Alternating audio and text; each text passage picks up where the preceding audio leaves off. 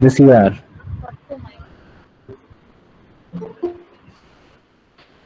All right. So in today's session, we already have discussed with you. We've already given you the topic. So the topic today is a central nervous system topic, which is to do with motor paralysis as well as higher mental functions. So we already shared with you four long cases, which we expect that you have gone through, and we will be asking some of you to share your thoughts on the cases. So, are there any volunteers who would like to just share their thoughts on any of the cases that we have shared with you about 3 days back? Yes, we can see whom here. Shivani. Shivani, would you like to volunteer and tell us about any of the cases as to, in very brief, in 1 or 2 minutes, what do you think were the anatomical areas involved?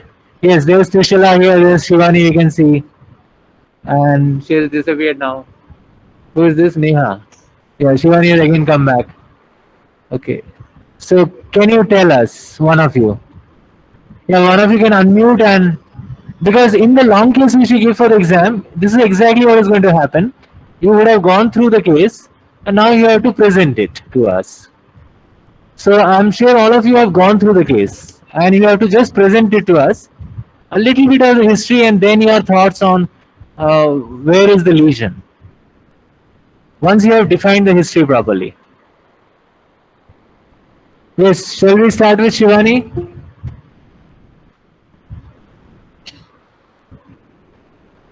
Don't worry, I mean, we are not forcing anybody. It's all voluntary. Yes, what about Meghna? Is it Meghna? Yeah, Meghna, would you like to try?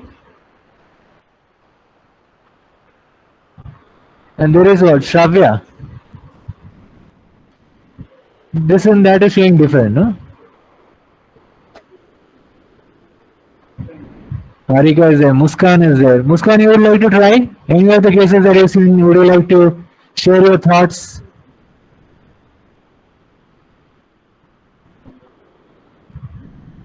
Yes? You'll have to unmute yourself and talk to us.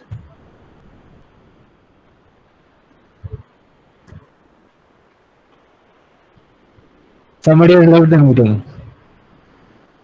Don't worry, it's all voluntary. So we're not going to force anyone.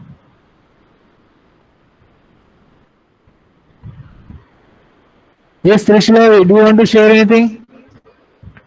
Yeah, many of you shared that day your questions on the message board. So that is also welcome. If you don't want to share it verbally, you can just put it on the message board and we'll be able to see. Can you ask him to show the message board also on the right side? Message board. We can control it from here.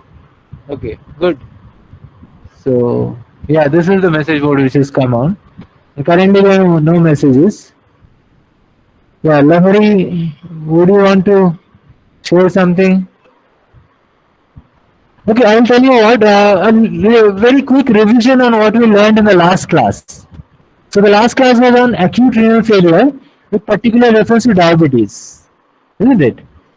So what do you think was the patient's reason for acute renal failure? So how do we approach acute renal failure? So those would be the learning points from the last class. So would anybody like to comment on that as the learnings from the last class? Anyone? Sangeeta, Shivani, Harika, Kirti.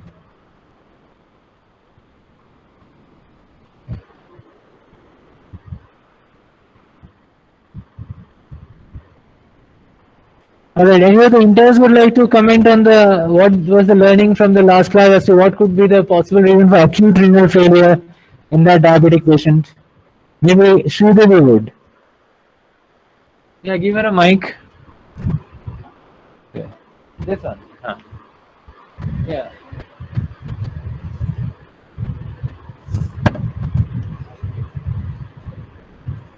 ఇది on లేదు లేదు ఇది ఉంది just give her that one. No? Okay, you want to pass? Anybody? Okay, then Alekhya, maybe you can. Yeah, or Sania. Yeah, Sania, do.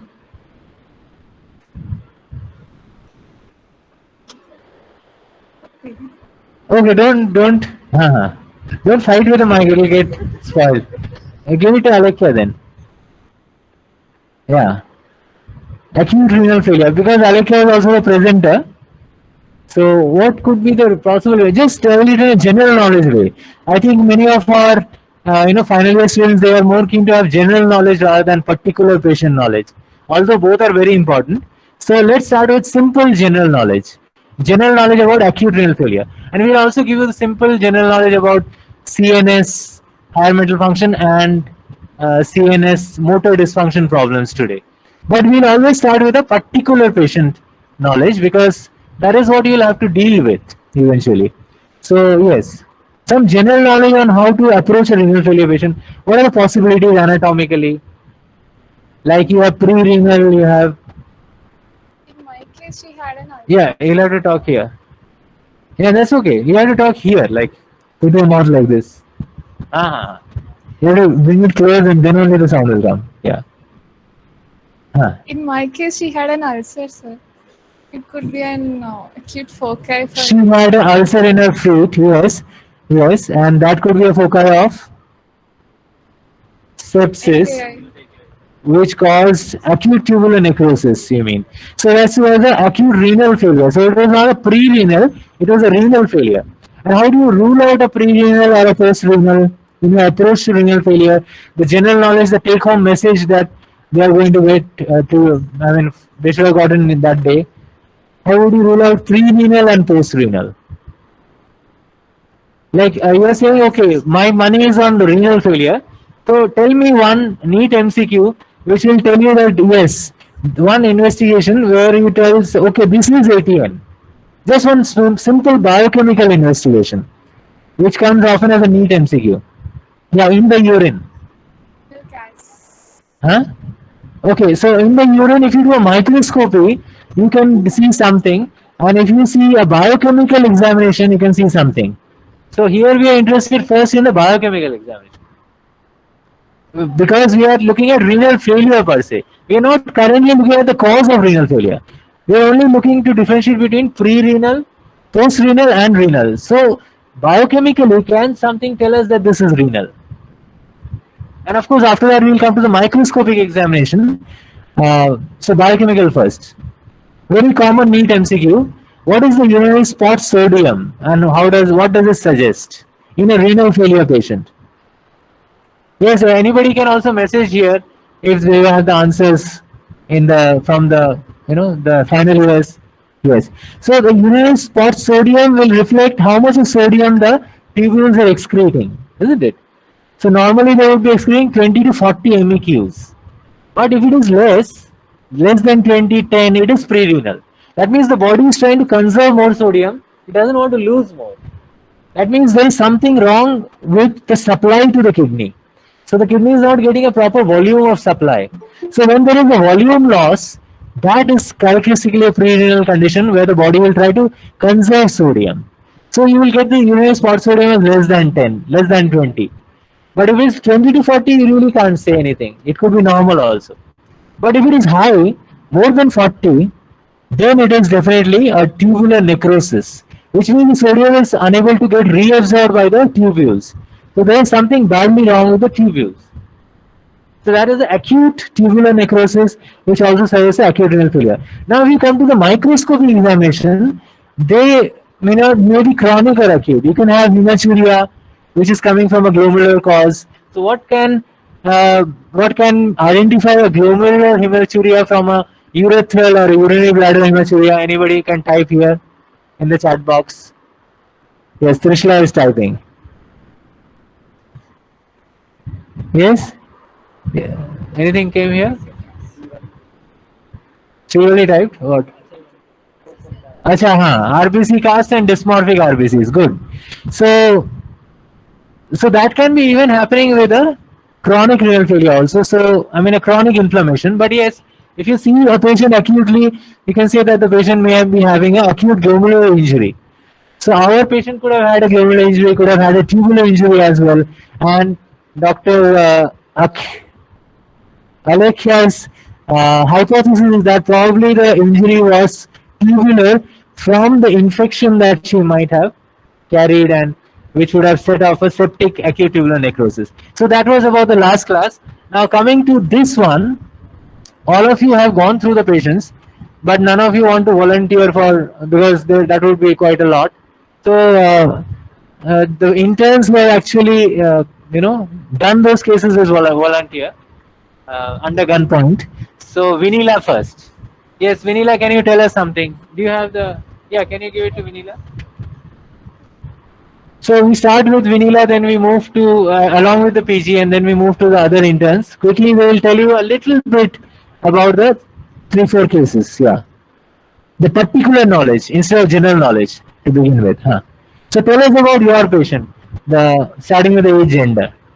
This. Was a 45-year-old male. Yeah, here. 45-year-old male. Yeah. Who is tailor by occupation. He came to the casualty with chief complaints of weakness of left upper limb and lower limb, and history of deviation of mouth to right side and slurring of speech. Okay, so hemiparesis on one side and deviation on the mouth to the other side, which also indicates hemiparesis on the same side, isn't it? So if you have a facial deviation to the opposite side, it's basically the entire hemiparesis.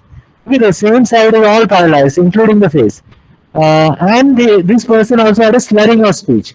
So the most important points here are that there is this neurological deficit this patient had, with which he came to us. But by the time Dr. Vinila saw him, He was normal. he appeared to be normal.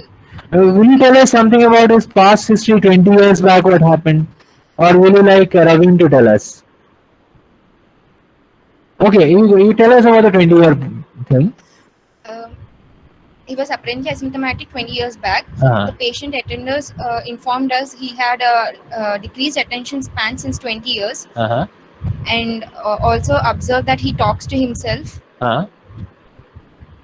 Um, So decreased attention span and talking to himself, a kind of abnormal behavior for 20 years, every day. lost in his own thoughts. He's lost in his own thoughts for every day, 20 years, isn't it? So interesting. And then one fine day he develops a paralysis. So what we'll notice common in all the 4 patients is they all have some kind of abnormal behavior in the higher mental functions, and all of them develop paralysis for some time. Although not paralyzed for completely all the time, but paralysis for some time. So I think with that we'll go to Ravin, who will tell us more about this patient. Yeah. The first one, yeah.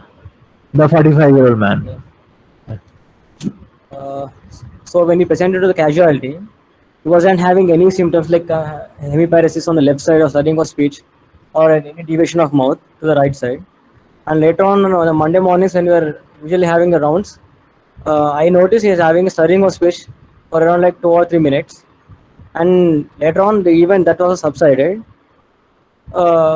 he was having a little attention deficit. So we had a psychiatric consultation where he was diagnosed as psychosis. Underlying cause we didn't. Was not clear. Not clear. So basically he had some abnormal behavior and higher mental function abnormality, and he had transient paralysis which disappeared by the time he came. Although he had another attack of paralysis which was noticed by Dr. Ravin, but after that again the CNS findings are absolutely normal, because even that paralysis of speech recovered very quickly. So this is yeah. And then we did some investigations to find out what it was, and we'll come back to that. But before that, we'll move to the next case. So now we will try to rouse your curiosity about each of these cases. Yes. Yeah, we'll start with Dr. Supriya, intern, and then supported by Dr. Sai Charan. A 23-year-old male, Uh-huh. okay, who is a student studying his degree 3rd year, came to the hospital with chief complaints of weakness in left upper limb and left lower limb with deviation of his mouth to the right side. On inquiry, he has he has 3 such episodes in the previous. His first episode, he was apparently asymptomatic 11 months back when he